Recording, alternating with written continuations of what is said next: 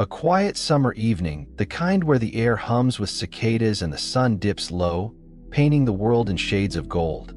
I'm sitting on my porch, cold beer in hand, just soaking in the peace of my little slice of heaven, a modest house with a wild, untamed yard that's more my style than the cookie-cutter lawns around here. 6 years I've been the sheriff in this sleepy town, keeping things steady, but most folks don't even know it. I like it that way. Keeps the nosy neighbors at bay. Or so I thought. Then came Karen. Oh, Karen. She wasn't just a neighbor. She was a storm waiting to break, a self-appointed queen of the Homeowners Association. With a grudge and a rulebook she wielded like a scepter. For months, she'd been poking at me, my fence, my tree, my Jeep, like I was some blight on her perfect kingdom. But that night, she didn't just poke. She came charging up my driveway, face red as a fire engine, a rifle slung over her shoulder, like she was ready to declare war. And me?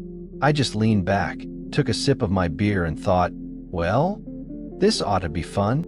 I was still leaning against the porch railing, watching Karen stomp up my driveway like she owned the place. That rifle on her shoulder? It wasn't some toy. It gleamed in the fading light, a real, honest-to-God weapon, and I could feel my pulse kick up a notch. Not out of fear, mind you, but because I knew this was about to get wild.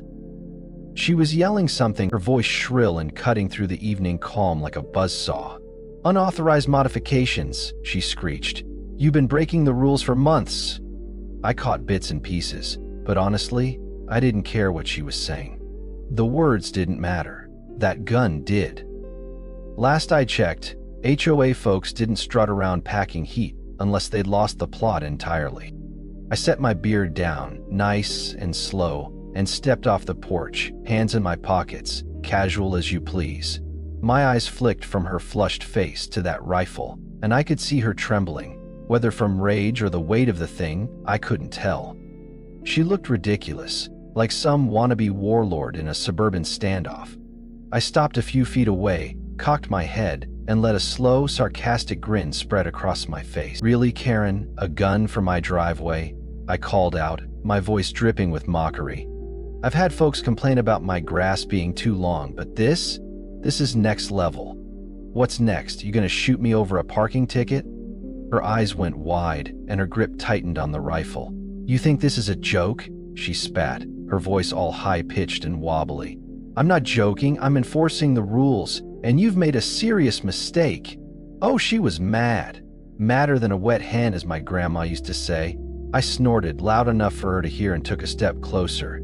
"Oh, I'm sure I did, Karen, but the real mistake? That's you thinking you can waltz onto my property with a gun like you're the law around here." She puffed up her chest, trying to look tough, and I swear it was almost comical. "You've been violating HOA codes forever," she barked. "That Jeep? That jungle you call a yard? It's a disgrace. I'm here to put an end to it." I glanced back at my place, my pride and joy. Yeah, the yard was a little wild, with overgrown bushes and a patch of daisies I'd let run free. And sure, my Jeep wasn't some shiny SUV, but it got me around just fine. To Karen, though? It was a crime scene. I turned back to her, my voice dropping low and flat. "You know, it's cute you think a lawnmower's the answer to life's problems. But tell me, Karen, what gives you the right to show up here armed? Did I miss the memo where the HOA turned into a militia?" She didn't even blink, just kept rattling off her nonsense like she'd rehearsed it. "The HOA has the authority to enforce rules and regulations. If you think you can ignore them, you're wrong. You'll be fined, and if you don't comply, I'll make sure you're out of here." Man, she was good at sounding like she was in charge. Too good. Way too full of herself. I let the silence stretch, watching her twitch, her face still blazing red. She probably thought she had me scared. Her hands were sweaty on that rifle, and I could see the cracks starting to show. Time to shake things up. I reached into my back pocket, real slow, and pulled out my sheriff's badge. Held it up so the light caught it just right. "You might want to put that gun down, Karen," I said, calm as could be. "You're talking to the sheriff." For a split second, her face froze, like her brain short-circuited. Then her eyes bugged out and she went pale as a ghost. What? You're the sheriff? She stammered. You're just some guy. I gave her a long, exaggerated once-over, smirking. Just some guy, huh? Tell me, Karen, how'd I get this badge? Been sheriff here for, 6 years now. Guess I slipped under your radar. Real smooth. The rifle dipped in her hands, and I could see the gears turning, slow and painful. She'd been a thorn in my side forever, calling about my fence, whining about my tree, losing her mind over my Jeep. Every time I'd just grin and bear it, thinking, oh, this is gonna be good. See, Karen didn't know who she was messing with. She thought she was the big shot, throwing HOA rules around like they were gospel. But me? I'd been playing a longer game. Like that time she tapped into my private well to water her precious roses. Cute, right? I let it slide a few times, but after her 5th complaint about my unsightly yard, I'd had enough. So I did what any sensible sheriff would do. I flushed her irrigation system with sewage. Yep, sewage. Perfectly legal too, thanks to some sweet little loopholes. She never saw it coming. Now, standing there with her rifle drooping, Karen wasn't thinking about her roses. She was too busy realizing she'd stepped in it. Deep. You can't do this, she sputtered, her voice cracking. I'm just enforcing the rules. I tilted my head, the sarcasm thick enough to cut. The rules? Oh, you mean the ones you made up? 'Cause last I checked, the rules don't include showing up armed at my house. Pretty sure that's not in the HOA handbook. She opened her mouth to argue, but then, sirens. Faint at first, then louder, echoing down the street. Her head snapped around, eyes wild, and I just stood there, cool as a cucumber. Looks like my backup's here, I said, my voice cold. You should leave, Karen, before you make this worse. Trust me, you don't want to test me. Her face went ashen, and she tried to speak, but the words died in her throat. The sirens got closer, and I could see the panic setting in. She thought she could bully me into submission, but she hadn't counted on me being the law. Big mistake. The patrol cars rolled up, doors slamming as officers stepped out. I knew them all. Good guys, tired of HOA nonsense just like me. Karen's eyes darted between them, sweat beading on her forehead. The rifle was still in her hands, but it wasn't her shield anymore. It was her anchor, dragging her down. One of the officers, a guy named Tom I'd worked with for years, stepped forward. Ma'am, he said, firm but steady, we're gonna need you to step aside. We'll handle this from here. Karen started flailing, her voice hitting a pitch that could shatter glass. You don't understand. This is a mistake. He's the one breaking the law. Tom glanced at me, then back at her, unimpressed. What rules, Karen? Tell us all about him down at the station. Right now, you're holding an illegal firearm. That's a bigger problem than his yard. I couldn't help it, I grinned. Oh, and Tom? I said, leaning in. Ask her about how she's been tapping my well to water her garden. She might have a fun story there. Tom's eyes narrowed and Karen's face twisted, confusion giving way to dread. His partner pulled out handcuffs, moving toward her. She jerked back, screaming, "No! You can't do this! It's a misunderstanding!" But it was too late. Tom grabbed her wrist, calm as ever. Ma'am, you're under arrest for possession of an illegal weapon, among other things. She didn't fight much after that, just glared at me as they cuffed her, her eyes promising revenge. I didn't feel bad, not one bit. She'd been pushing folks around for too long, thinking she was untouchable. Now, the tables had turned, and I was just getting started. As the patrol cars pulled away with Karen in the back, her face pressed against the window like some angry kid who didn't get her way, I stood there on my driveway, taking it all in. The sirens faded into the distance, and the neighborhood went quiet again. Too quiet, like the calm before a storm you know is coming. I grabbed my beer from the porch, still cold, and took a long sip. Man, that felt good. Not just the drink, but the whole thing. Watching Karen's little empire crumble right in front of me. I'd been waiting for this moment, biding my time while she strutted around like she owned the place. And now? Now she was in cuffs, and I was just warming up. I walked back to my house, boots crunching on the gravel, and let my mind wander. This wasn't just about Karen showing up with a rifle, though that was nuts enough. No, this was bigger. The HOA had been a plague around here for years, fining people for dumb stuff like crooked mailboxes or faded shutters, hiking fees just because they could. Karen was the loudest, sure, but she wasn't alone. There were others pulling strings, folks I'd been watching for months. I'd seen the shady emails, the secret deals with contractors, the way they'd squeeze money out of people too scared or broke to fight back. And Karen tapping my well? That was just the tip of the iceberg. I'd let her think she was winning, let her dig her own grave, and tonight she'd fallen right in. A couple days passed, and the buzz around town was electric. People whispered about Karen's arrest over coffee at the diner, swapped stories about her reign of terror. I heard one guy say she'd once fined him $50 because his dog barked too loud. His dog! I kept my head down doing my sheriff thing, but I knew it wasn't over. Karen wasn't the type to slink off quietly. She'd be back, madder than ever, and I was counting on it. Sure enough, late one afternoon, I was out front tinkering with my Jeep, nothing fancy, just tightening a bolt, when I heard the rumble of a car engine. I didn't even look up at first, just kept working, but I knew who it was. That smug little sedan rolled up, tires kicking up dust, and out stepped Karen. She looked rough, hair a mess, face pale, like she hadn't slept since they hauled her off. Beside her was some slick-looking guy in a suit, arms crossed, probably her lawyer. Oh, this was gonna be good. "Sheriff," she sneered, her voice sharp enough to cut glass. "You really think you've won, don't you?" I wiped my hands on a rag, slow and deliberate, then leaned against the Jeep, not saying a word. Let her stew. Her lawyer shifted, giving me that "I'm important" stare, but I wasn't fazed. I'd dealt with worse than him. Finally, I took a sip from the water bottle I'd left on the hood and grinned. "You're out of jail, Karen. Guess you didn't think your little stunt would go this far, huh?" Her eyes flashed, but she held it together, barely. "You don't know what you're dealing with," she said, her voice low and shaky. "You think this is over? You're wrong. The HOA's got deep pockets, and I'm not the only one who can make your life hell." I chuckled, setting the bottle down. "Oh, Karen, I don't think you get it. This isn't about you anymore.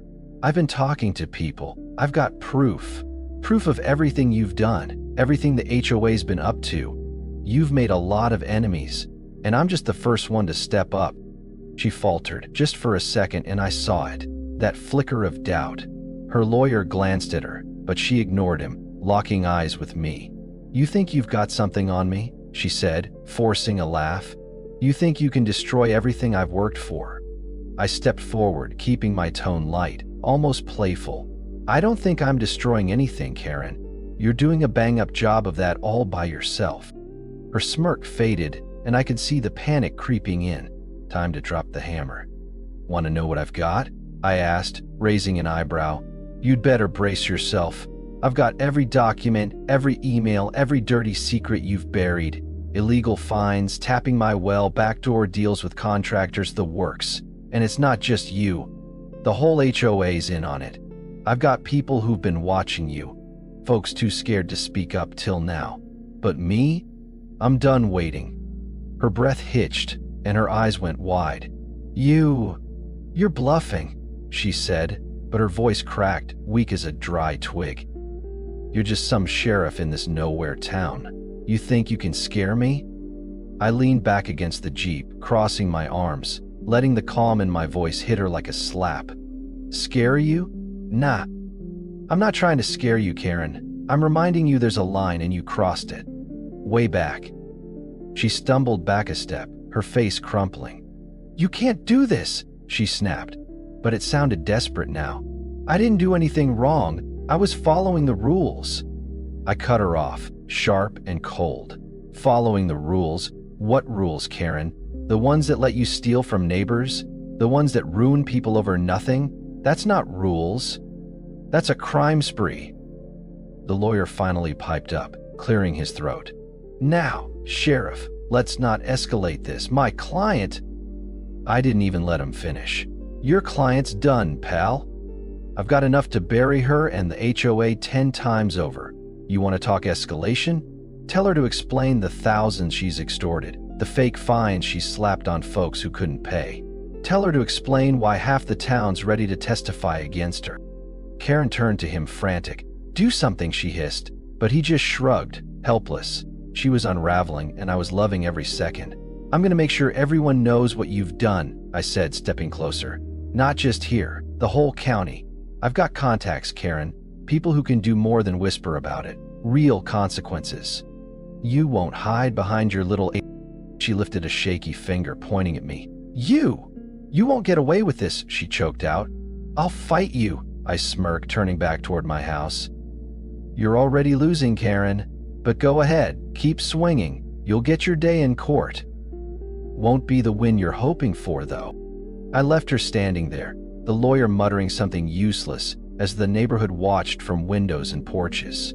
The wind picked up, rustling the trees, and I felt it, that sweet rush of triumph.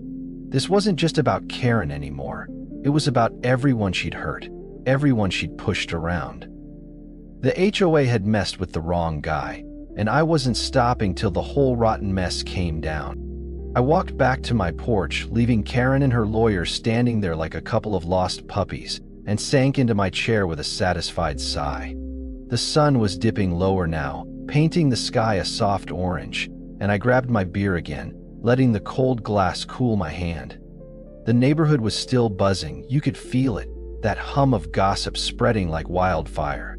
Folks peeked out from behind curtains, probably wondering what the hell just happened. I didn't blame them. Karen showing up with a rifle was crazy enough, but me pulling the sheriff card and her getting hauled off in cuffs?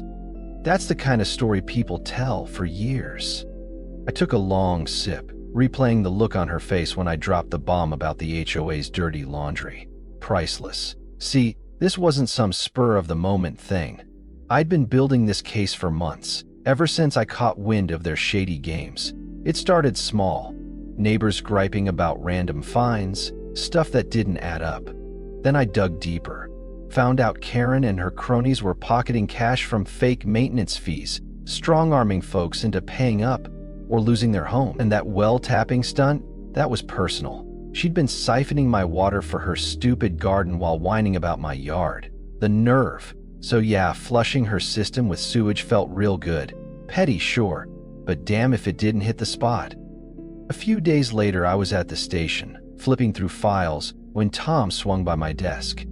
He'd been one of the guys who cuffed Karen, and he still had that grin like he couldn't believe it went down like that. Heard she's out on bail, he said, tossing a coffee cup in the trash. Word is, she's rallying the HOA board. Thinks she can lawyer up and bury you. I leaned back in my chair, cracking my knuckles. Let her try. I've got enough dirt to sink 'em all. She's got no idea what's coming. Tom raised an eyebrow. You sure about this? They've got money, man. Could get messy. I grinned, tapping the stack of papers on my desk. Printouts, receipts, emails I'd pulled from a tipster on the inside. Messy's my specialty, Tom. Besides, they messed with the wrong guy. I'm not just some pushover with a badge. This is personal now. He laughed, shaking his head. You're a nutcase, you know that? What's next? You gonna raid their next meeting? I shrugged, playing it cool, but truth be told, I was already planning my next move. Karen thought she could come back swinging, but I had an ace up my sleeve. A meeting with a county prosecutor who'd been itching to crack down on HOA scams. I'd send him everything, the illegal fines, the well-tapping proof, even recordings of Karen threatening folks over the phone. Yeah, I'd been busy. That evening, I was back home grilling some burgers out back when I heard tires crunching on the gravel again. I flipped a patty, not even turning around. Figured it was Karen, back for round 3. Sure enough, her voice cut through the sizzle of the grill. You think you're so smart, don't you? She snapped. I turned, spatula in hand, and there she was. Still pale, still pissed, but with a new edge. Like she'd found some fight again. Her lawyer was with her, same slick suit, looking like he'd rather be anywhere else. I flipped the burger, casual as ever. Hey Karen, hungry? Got plenty if you're sticking around. She glared, arms crossed tight. "You're not getting away with this," she said, her voice trembling but sharp. "I've talked to the board. We're suing you for defamation, harassment, the works. You're done." I set the spatula down, wiping my hands on my apron, and stepped closer, keeping my tone light but icy. "Suing me? That's cute. Tell me, Karen, how's that gonna look when I roll out the evidence in court? Every penny you've squeezed out of this neighborhood, every lie you've told. It's all coming out." Her lawyer shifted, clearing his throat. "Sheriff, we can settle this quietly. No need to drag it through the mud." I laughed loud and sharp. "Quietly? Nah, pal, you don't get it. I'm not settling.